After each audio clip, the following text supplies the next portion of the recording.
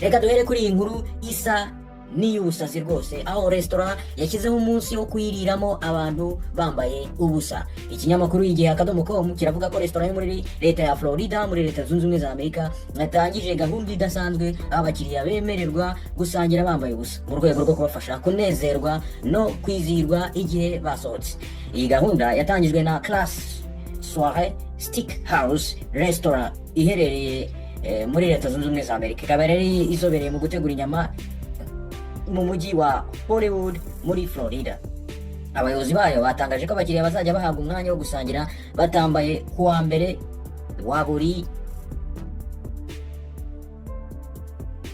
kwezi.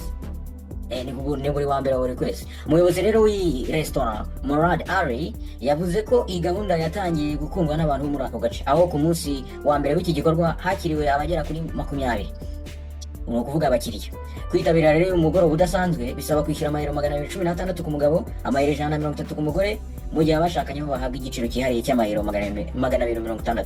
Ubuyobozi bwa restaurant bwatangaje ko abayobozi bahuguwe kugira ngo bakire neza abakiriya bitabiriye gahunda kandi babafashe kumva bisanzuye. Umukozi ushinzwe kwakira abakiriya Tasheba Hart yavuze ko intego ari ugutanga serivisi nziza no gutuma abakiriya bitabira iki gikorwa, ariko nanone bakumva bafite umutekano ndetse n'icyizere.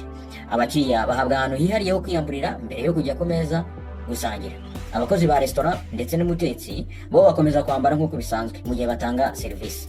Televiziyo yo muri ako gace yitwa Local 10 yatangaje ko yaganiriye n'inzego z'ibanze zikemeza ko iyi gahunda yubahirije amategeko. Restaurant kandi yashyizeho uburyo bwo kurinda ubuzima bwite bw'abitabira iki gikorwa, aho yakoresheje ibirahuri byijimye ku madirishya kugira ngo hatagira abo hanze bareba. No kuri mwakabyara mwe ibintu bwisanzure niki.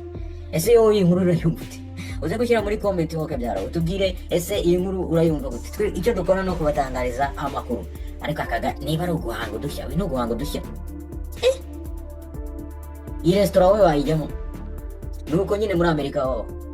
Iyi ni INKWAKUZI ukurikiye, ibi ni ibyasohotse mu binyamakuru. Uze gushyira muri comment uko ubyumva nawe rwose kuri iyi restaurant. Ariko abantu nabo bazazana n'akatarazamo. Reka twikomereze aho muri Mexico umuntu uzwi cyane yishwe ari live kuri TikTok. Iyi ni inkuru ibabaje. Umu-influencer wo mu gihugu cya Mexico bita Cesar Castellum yarashwe ubwo yari kuri TikTok imbonankubone, aho yari arimo gufata amashusho ari kumwe n'inshuti ze ebyiri hanze ya restaurant ya fast food Itrerio mu mujyi wa Culiacán ku mugoroba wo kuwa kabiri. Ubwo abagabo babiri rero bari kuri moto bamusatiraga maze umwe aramurasa. Yari afite abamukurikira barenga 1 miliyoni kuri TikTok kandi ahanini yakundaga gushyiraho amashusho asekeje.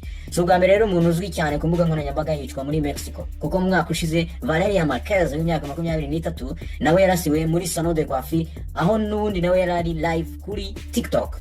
Ikinyamakuru Ubwiza.com kirakomeza kivuga ko ubwo bari live, Castellum n'inshuti ze bari bambaye amakoti ya orange n'amasakoshi asanzwe akoreshwa n'abatwara ibyo kurya byatumijwe.